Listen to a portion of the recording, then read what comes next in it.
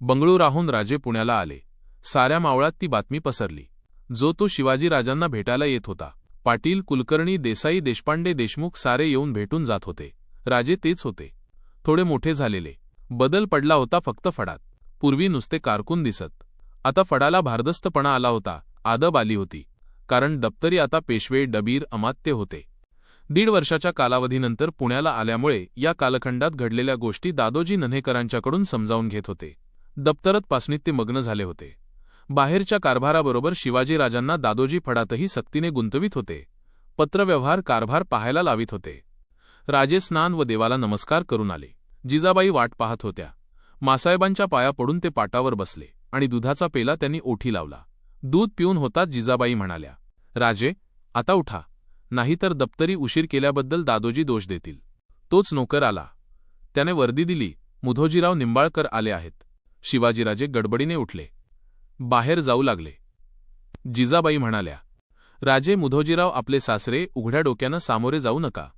महाली जाऊन पागोटे घालून शिवाजीराजे बाहेर गेले. या राजे, काय म्हणतं बंगळूर? मुधोजीरावांनी विचारले. राजे हसले.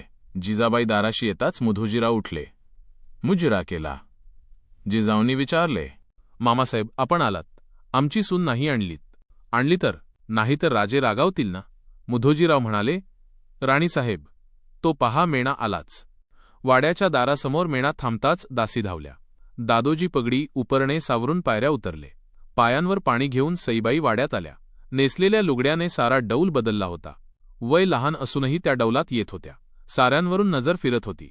झडणाऱ्या मुजऱ्यांचा त्या स्वीकार करीत होत्या. दादोजींनी केलेल्या मुजऱ्याचा स्वीकार त्याच हास्यवदनाने त्यांनी केला. वाड्याच्या प्रथम सदरेत त्या आल्या.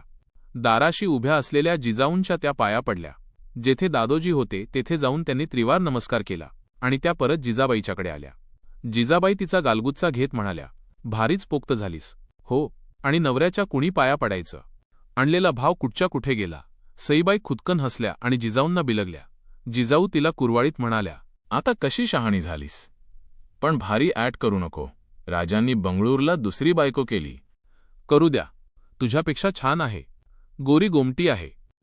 असू दे, माझ्याबरोबर खेळायला येईल. तीर्थरूप सारे हसले. मुधोजीरावांना जिजाबाई म्हणाल्या, खरंच मोठी राणी शोभणार ही.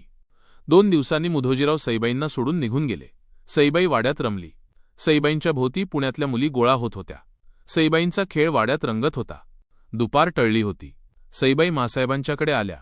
मासाहेबांनी वर पाहताच त्या म्हणाल्या, मामीसाहेब. थोबाड फोडून देईन पुन्हा मामीसाहेब म्हटलंस तर. सईबाई हसल्या. त्या म्हणाल्या, मासाहेब हसू लपवीत जिजाबाई म्हणाल्या, काय पाहिजे आता? साय, अग, लॉकर मोठी हो. तू आणि तुझ्या पोरी सारं घर डोक्यावर घेता. सासरी हे वागणं बरं नव्हे. सईबाई हिरमुसल्या होऊन वळल्या. जिजाबाई ओरडल्या, ये मागे फिर. सईबाई वळल्या. मासाहेबांनी विचारले, का आली होतीस? आज शुक्रवार, जोगेश्वरीला जाऊन येऊ का म्हणून. मग जाना, पंतांना सांग जा. सईबाई धावत गेल्या. दादोजी काहीतरी लिहित होते. सईबाईंना पाहताच दादोजींनी विचारले, राणीसाहेब, काय हुकूम? अशानं आम्ही बोलणार नाही. सईबाई म्हणाल्या, खरंच तुम्ही राणीसाहेब. आता त्या मासाहेब आणि तुम्ही राणीसाहेब. पंत, आम्ही देवाला जाऊ? जरूर, मी मेण्याची व्यवस्था करतो. संध्याकाळी सईबाई दासी मैत्रिणींसह जोगेश्वरीला गेल्या.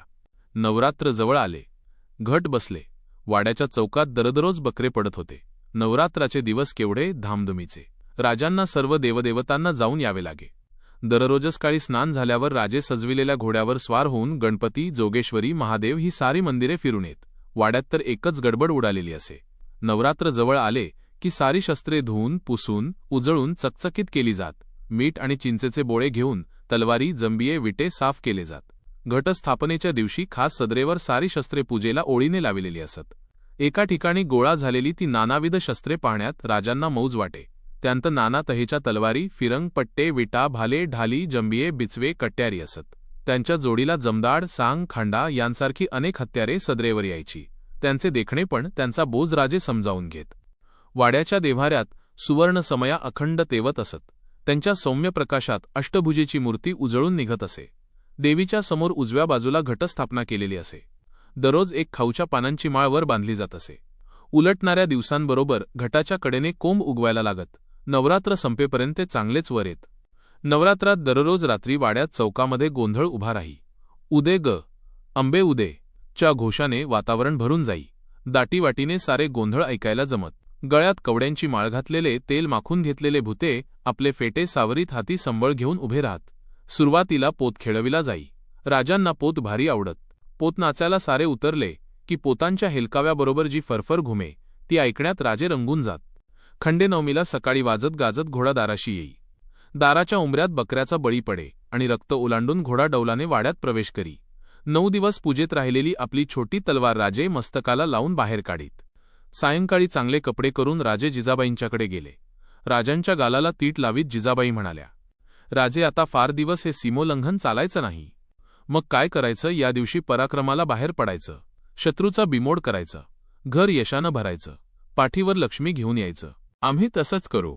राजे सोने लुटायला बाहेर पडले. वाड्यासमोर राजांचा दागिन्यांनी सजविलेला घोडा उभा होता. राजांनी घोड्यावर मान टाकली. राजांच्या बरोबर दादोजीही जात होते. मागे पुढे घोडेस्वार चालत होते. सोन्याच्या माळावर येऊन घोडी थांबली. उपाध्याय आधीच हजर झाले होते. शमीवृक्षाची राजांनी पूजा केली. आपल्या तलवारीने सोने पाडले आणि वाजत गाजत ते घरी आले. वाड्याच्या दरवाजात सईबाईंनी ओवाळले. राजे वाड्यात प्रवेश करते झाले.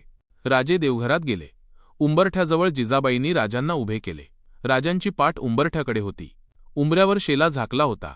जिजाबाई म्हणाल्या, राजे आता मागे न पाहता उंबऱ्यावर तलवार चालवा.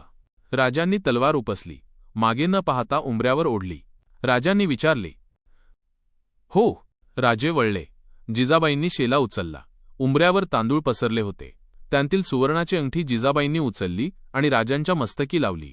राजांनी विचारले, मासाहेब, ही अंगठी का ठेवली? राजे, ही अंगठी नाही, ही लक्ष्मी आहे. तुम्ही सोनं लुटून आलात ना? तुमच्या मागून लक्ष्मी येते, पण तिला पाहायचं नसतं. तिला मागे न पाहता घरात घ्यायचं असतं. घरात आली की तिचा पाय तोडायचा. पाय तोडायचा? राजे उद्गारले. पाय तोडायचा? राजे उद्गारले. एकदा का तिला लंगडी केली की घराबाहेर कशी जाईल? राजे हसले. जिजाबाई म्हणाल्या, राजे, आता तुम्ही लहान नाही. नेहमी लक्षात ठेवा, लक्ष्मी मागे धावून लक्ष्मी कधी प्रसन्न होत नसते. ती कर्तृत्ववान माणसाच्या पाठीमागून आपोआप येत असते. लक्ष्मी नेहमी पाठीशी ठेवावी आणि संकटे समोर बघावीत. हे विसरू नका. दादोजी वाट पाहत असतील. सदरेत जा. राजांनी जिजाबाईंना वंदन केले आणि राजे सदरेत गेले. सदर खास शृंगारली होती. बैठकीच्या उजव्या बाजूला वस्त्राच्छादित तबके ठेवली होती. राजे बसताच प्रथम ब्राह्मण मंडळी आली. राजांनी उभे राहून त्यांचे सोने घेतले. दादोजी राजांच्या हातात नाणे देत होते. राजे ते वाटीत होते. फडातले दप्तरदार आले. पाटील, वतनदार आले. त्यानंतर पागेचे अधिकारी, नोकर आले. घराचे नोकर झाले. राजांनी उठून दादोजींच्या पायी मस्तक ठेवले. दादोजींनी राजांना कवटाळले. जिजाबाई म्हणाल्या, राजे, दादोजींना मोहरा नाही दिल्या. दादोजी राजांना जवळ घेत म्हणाले, मासाहेब, ही मोहर माझीच आहे. यापर्यंत भाग्य नाही.